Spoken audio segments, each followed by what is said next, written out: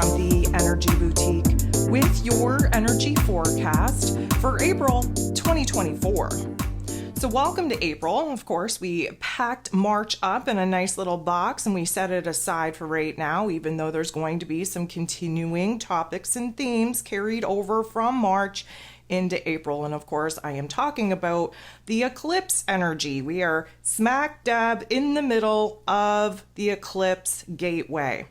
And because we are not in as much power and control through eclipse season as we would prefer, because again, the universe is in the driver's seat. We're about to get sorted out and put on the path that we failed to put ourselves upon.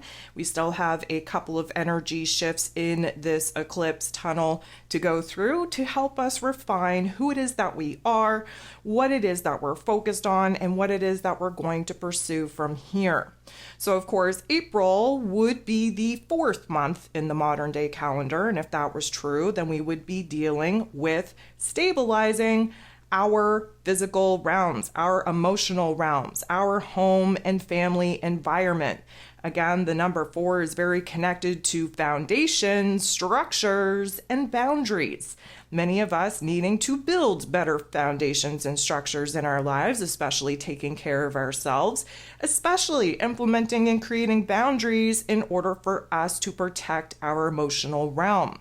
But if you take a look at the zodiac wheel, we are technically still in the first month. It's still Aries season.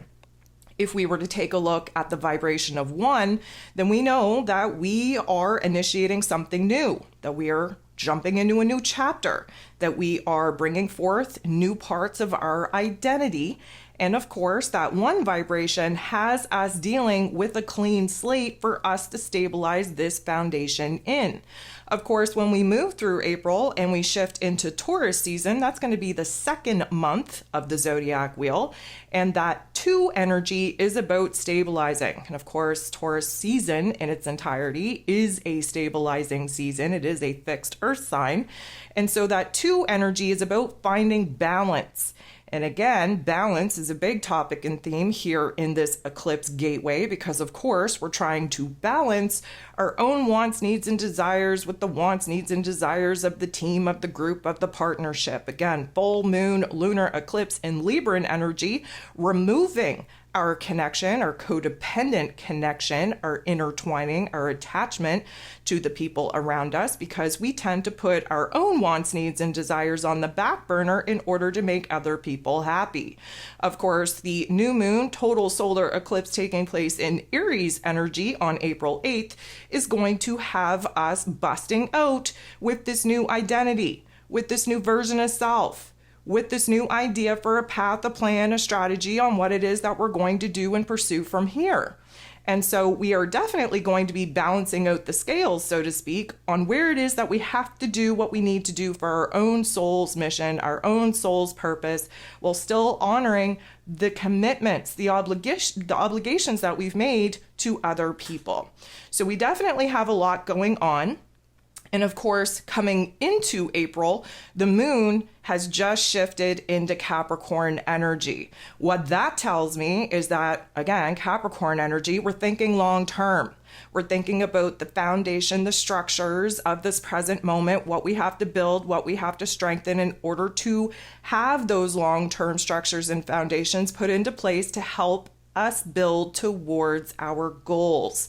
Now, the Capricorn energy is a high manifesting energy, but it does require us to boss up into a new placement of power, a new place of authority within ourselves, and actually declare what it is that we want, we need, we desire, what it is that we actually want to experience, what we want to see in life. So April is kind of suggesting that foundations are being rocked because of eclipse season, but they're also falling into place, because again, karma, in order for us to see the long-term vision, the long-term dream, the long-term goal actually come into fruition. So we're definitely going to be dealing with some very interesting energies. Now, of course, we all know that April 1st is April Fool's Day. And of course, there is a little bit of history on that I don't really care to go into. But really, in this day and age, do we need any more effery? Do we need any more trickery? I'd say we're living in bizarro world and that there's really no need for an extra added layer of foolishness. So let's all just keep it real. Hopefully the moon in Capricorn will give us that seriousness, that somberness to remove any kind of jokes or pranks or effery taking place. Because again, in the world that we're living in, this is a joke. As far as I'm concerned, we don't need any more jokes, any more trickery. But one thing that we do have that is a very funny coincidence, if you believe in coincidences, is that Mercury, ruler of the mental plane, ruler of information, communication, how it is that we express ourselves, is going retrograde here on April 1st. Of course, I have another astro forecast that dives into that particular event, the highs, the lows, the everything in between. But how wild that Mercury is going retrograde, not only smack dab in the middle of these eclipses, but on April Fool's Day, on the very first day of April, where we're trying to shift into a new frame of mind, a new identity, a new situation and circumstance to actually build. Now, not that I want to get too ahead of myself here, but Mercury's whole retrograde isn't going to slow us down much because it's taking place in a fire sign. So there's going to be removal, subtraction, if you will, of old thoughts, old ideas, old narratives, old perspectives. And in addition, overriding those particular old aspects with new, equivalently with what it is that we're removing, we're adding something in at the same time. And this has a major, major focus on how it is that we see ourselves. Again, Aries energy about the ego avatar. So of course, I'm going to recommend, if you haven't already, to download your Aries season e-guide, flip to this particular energy shift event and capture the topics, the themes that you're currently concentrated on. That's right in your face at this particular point in time, because this is something that not only are we going to have to pay attention to over the next couple of weeks, but we will be revisiting a lot of these topics and themes towards the end of April when Mercury goes direct. So we kick April off with a very interesting tune. We have Venus moving into Aries energy here on the 5th, which is a beautiful energy for us to work with, mostly because Venus will have completed her time throughout the zodiac wheel. She's in this Pisces energy at the beginning of April. We're going to shift into that Aries energy, initiating a brand new cycle for her.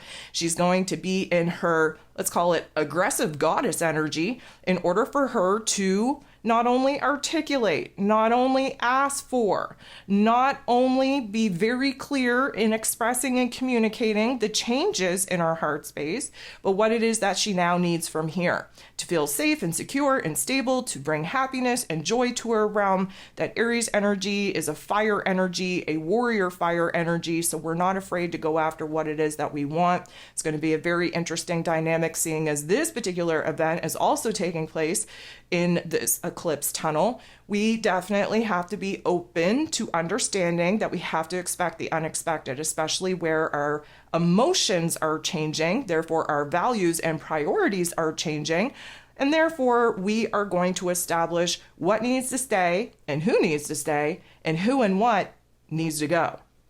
Of course, the major event, April 8th, is this new moon total solar eclipse taking place on this Aries and Libran axis. And I say this because I am so sick and tired of hearing about this damn eclipse. Everybody is fear-mongering. Everybody is just pressurizing this event and making it a very rare occurrence when we have total solar eclipses taking place all the freaking time. Okay, this is not new. Again, let me be very clear. Anything that actually happens here in the physical realm is man-made. Okay, it's a man-made event. Yes, there are a lot of spiritual things going on with eclipse energies. That's why we pay attention to all of these astro events. But I cannot wait for this to come and go and for everyone to just shut the F up about it. Okay, this is an energetic raising in vibration and in consciousness for the collective. Anything that happens in the physical realm has been prompted by man. Keep that in mind, and also keep in mind that they do that to keep you distracted, to keep you in a lower vibration, a lower frequency, especially where fear is concerned, because we have a huge opportunity to rise up, rise above to a new vibration and frequency that aligns with a brand new timeline that would collapse a lot of the foolishness and effery going on in the physical realm as of yet. But when we are in a fear state, constantly being bombarded with all of these different narratives, if you're not strong in your mind and you actually give these particular topics and themes attention, then you are essentially failing your mission to raise your vibration and frequency up over and above this man-made shit show and actually see yourself evolve. So again, we are in the year of 8. This comes down to having the power over your mind, over your emotions, over what you give your attention to. So that is going to be a major event that I cannot wait to put behind us. Of course, that's going to zoom us all the way into Taurus season. That's going to kick off April 19th. And again, Taurus season is a fixed earth sign. It's when we slow down. It's when we stabilize. And we're going to have a lot to stabilize from, especially from the craziness, the chaos that will be taking place, currently is taking place, but will continue to take place throughout this eclipse season. And we're really getting back to the basics in Taurus season, getting back to the basics of what we want, what we need, what we desire, how to nurture our physical bodies back to a place of health and wellness, our emotions, our mental plane. We really have to just slow down, focus on the little small things in life that bring a sense of happiness, bring a sense of joy. Now, of course, Taurus season is all about what we can build, what we can create, what we can bring to life as far as new self-confidence is concerned, new self-esteem is concerned, how routines really impact our overall health and wellness as well, where relationship dynamics need a little bit of stabilization. And of course, coming out of this eclipse season, we are definitely going to see major landscape changes with the people in our lives. And we are going to need to take a step back and take a good look at our long-term vision, our long-term goals, especially where finances are concerned, because we have the ability jumping into this new chapter to build, to create, to bring to life something that is going to help support our finances in the long-term vision and goal. Of course, as soon as we jump into Taurus season, we are going to have a full moon take place in Scorpio energy, kind of officially closing the door on eclipse season. Of course, we do have to consider the fact that that new moon solar eclipse in Aries energy will not be fully closed until we have the new moon in Taurus take place. But that again isn't until May. The full moon in Scorpio is really going to illuminate the changes that have taken place in our physical realms, but mostly really help to unify, to merge the fragmented parts of our individual selves, going through the purge, going through the addition of this eclipse season back together. It returns us to a state of wholeness. Emotionally and spiritually speaking, there is this new vibration and frequency that we will have to learn to house in our physical form. That full moon in Scorpio is going to highlight the major change, the major transformation, not only taking place in our physical realms, but taking place within us. This is where we turn the pain into power. This is where we turn the darkness into light. This is where we remove, where we close the door, where we put an ending, a death to all the parts that are continuing to linger, that do not belong to this new timeline, do not belong to this new version of self. The 25th, Mercury will go direct in Aries energy.